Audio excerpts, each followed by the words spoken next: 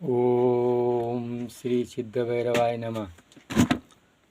आता आपली सिरियल काय चालू आहे? उत्सव. मग आता कालचा उत्सव कोणता झाला? रामनवमी. रामो राजमणी सदा विजयते, रामं रमेशं भजे. रामेण भिजयते निशाचर चमू, रामाय तस्मै नमः. रामनासी पराये परतपम, रामदासोहम. रामेचे दासा भूतमे मामुद्वारम. राम रामेति रामे मनोरमे, सहस्रनाम तुल्य राम नाम वराने. इति बुद्धक घोषिता रामचंद्र स्तोत्रम. जय जय रघुवीर समर्थ. आता मागं मी सांगितलं का या जयंत्या साजऱ्या होतात आणि आपण त्या साजऱ्या करतो. जयंती साजरी करणं याचा अर्थ त्याच्या जीवनात ते जसे वागले त्याचा आदर्श आपण जीवनात घेणं, याचं नाव जयंती साजरं करणं. मग मी सांगितलं तुकाराम महाराज कसे वागले. मग आता रामाचं जीवन जर म्हटलं तर देवाचे जे 10 अवतार आहे, 10 अवतारामध्ये हे जे 2 अवतार आहे, रामकृष्ण नामी दोन्ही ये साजिरे, हृदय मंदिरी ठेविकारे. राम आणि कृष्ण हे जे 10 अवतारामध्ये यांचा जो आदर्श आहे ते या मानवी जीवनाला घेण्यासारखा आहे. म्हणून रामकृष्ण हरी, रामकृष्ण हरी, रामकृष्ण हरी विठ्ठल केशवा.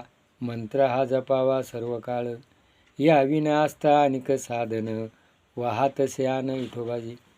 संत शिरोमणी तुकाराम महाराजांनी सांगितले, रामकृष्ण हरी हा जो मंत्र आहे याच्यापेक्षा भारी मंत्र कोणताच नाही. आणि तो जर जपला तर त्याच्या जीवनाचं कल्याण होईल. आणि विठोबाची शपथ घेऊन तुकाराम महाराजांनी सांगितलं तर रामाचं जीवन चरित्र आपल्या जीवनामध्ये येणं गरजेचं आहे. म्हणून आपण पूर्वी, आता नमस्कार झाला आहे, पूर्वी राम राम म्हणायचे. तुझ्या हृदयात राम आहे. माणूस ज्यावेळेला मरतो ना त्यावेळेला आपण काय म्हणतो? याच्यातला राम गेला. मग काय? राम नाम सत्य आहे. तर माणसाच्या जीवनातला राम निघून गेला तर त्याचं काय होतं हे आपल्याला माहिती आहे. म्हणून रामाच्या जीवनाचं, राम जसा वागला तसं आपण जीवनात वागणं गरजेचं आहे. रामानं काय केलं? राम वनात जावा ही बापाची इच्छा होती. बाप काय म्हणला नाही तू राम वनात जाय, दशरथ राजा. राम अयोध्येचं राज्य, आज आपलं हे दिल्लीचं राज्य, आपण हे जे म्हणतो ना पंतप्रधान, हे राज्य त्यावेळचं राज्य. आणि ते सोडून राम वनात गेला. आणि आज भावाभावांचे मेंढावरून एवढ्या शुल्लक कारणावरून खून होतात. आणि हे एवढं मोठं राजकारण चाललं आहे तर हे पद मिळावा म्हणून हा पक्ष सोडला त्या पक्षात गेला, तो पक्ष सोडला हा पक्षात गेला. आज ही नीती धरपकड चालू आहे. पण रामाने 1 मिनिटाचा त्याग करून आणि अंगाला कपडे नसताना, वलकली, डोक्याला चीक लावून आणि पायात काही नसताना अनवाणी, आणि रामाने काय केलं? 14 वर्ष वनवास भोगला. आणि काय खाल्लं? फलमनदान तो तापसो ब्रह्मचारी राम. तपस्वी फळं खाऊन आणि जीवन केलं. म्हणून आपल्या आरोग्याकरता काय पाहिजे? वनस्पती आहार, फळांची गरज आहे, कंदमुळाची गरज आहे. आणि आपण काय खातो? चायनीज, वडापाव, आणि आरोग्याची बिघाड करून घेतो. रामाच्या सीतेसारखी सुंदर स्त्री जगात नव्हती. ती 13.5 वर्ष रामाबरोबर होती, तरी रामानं काय पाळलं? ब्रह्मचर्य पालन केलं. जेव्हा अयोध्येला आला तेव्हा त्यांचं राजाबाबतला संबंध आला आणि सीताला लव अंकुश असे 2 मुलं झाले. तर ब्रह्मचर्याचं पालन, फलमूल दानतो, मातृपितृ सेवा, बंधुप्रेम. भरत म्हण मला हे राज्य नको आणि राम म्हण मला नको. समाजाच्या प्रजेना निंदा केली आणि प्रजेच्या हिताकरता स्वतःच्या बायकोचा त्याग केला. आणि सीतेला वनात नेऊन सोडलं. आणि असा रामाचं आदर्श जीवन, ज्या वेळेला रावण मरतो त्यावेळेला रावणाला ती बाकीचं म्हणा हा पापी आहे, खोटा आहे, बिभीषण म्हणं, मग आता याला मी यांचं काही करणार नाही. रामानं सांगितलं तो त्याच्यातला राम गेला, तो त्याचं तुम्ही नसल करील तर मी करील. शत्रूला आणि रावणसुद्धा याला सांगतो त्यांच्या सैन्याला का रामासारखा योद्धा, रामासारखा एकवचनी बाणी, शत्रूसुद्धा रामाचं वर्णन करतो, रामाच्या गुणाचं.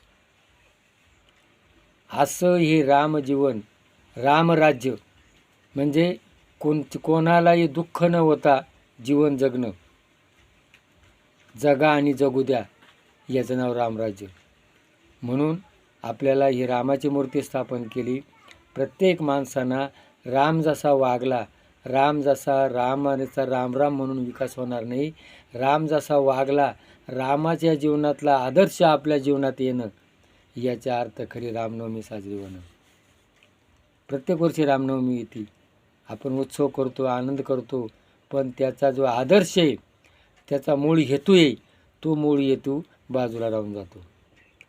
म्हणून कुटुंब अवस्था कसा असावी, कुटुंबात एकोप्याने नांदावा, भावाभावाचे प्रेम पाहिजे, आईवडिलांची सेवा पाहिजे, समाजामध्ये समाजाकरता रखडलं पाहिजे, समाजाकरता झिजलं पाहिजे. असं आदर्श जीवन जगणं, याचं नाव रामराज्य. आणि म्हणून आपल्याला या भारत देशामध्ये रामाची मूर्ती प्राणप्रतिष्ठा, बाबरांना बाबरी मशीद बांधली, 5,000 वर्ष त्याचं 500 वर्ष त्याचा संघर्ष चालू होता आणि ती रामाची मूर्ती प्राणप्रतिष्ठा झाली. मग रामाची मूर्ती जसं तिथं जागेवर पडली, तशी प्रत्येक माणसाच्या हृदयामध्ये, प्रत्येक माणसाच्या डोक्यामध्ये ही रामाचे विचार, रामाची मूर्ती जर स्थापन झाली, तर आपला भारत देश सर्व विश्वाला, ही आपली संस्कृती सर्व विश्वाला मान्य करावा लागेल. आणि आपले हिंदू धर्म, साऱ्या मुस्लिम लोकसुद्धा आपला हिंदू धर्म स्वीकारू राहिले. हिंदू धर्माचे तत्त्व इतके भारी आहे, जगा आणि जगू द्या, स्त्री स्वतंत्र, स्त्रीचा सत्कार. इतर धर्मामध्ये स्त्रीचा सत्कार केला जात नाही, पण भारत देशामध्ये या हिंदू संस्कृतीमध्ये स्त्रीचा सन्मान केला जातो. माणसाच्या हृदयात राम आहे, देव आपल्या हृदयात आहे.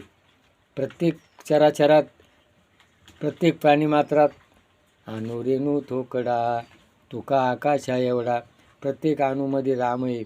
ही भावना दाखवणारी संस्कृती असेल तर ही आपली हिंदू संस्कृती. म्हणून आपल्याला रामराज्य आपल्या प्रत्येकाने आपल्या मनात, आपल्या हृदयात रामाचे विचार घ्यावा आणि खऱ्या अर्थानं राम जन्म साजरा करावा, ही आपली इच्छा आहे. तर प्रत्येकाने विचार घ्यावा, राम जन्म साजरा करावा. जय रामचंद्र प्रभू की जय.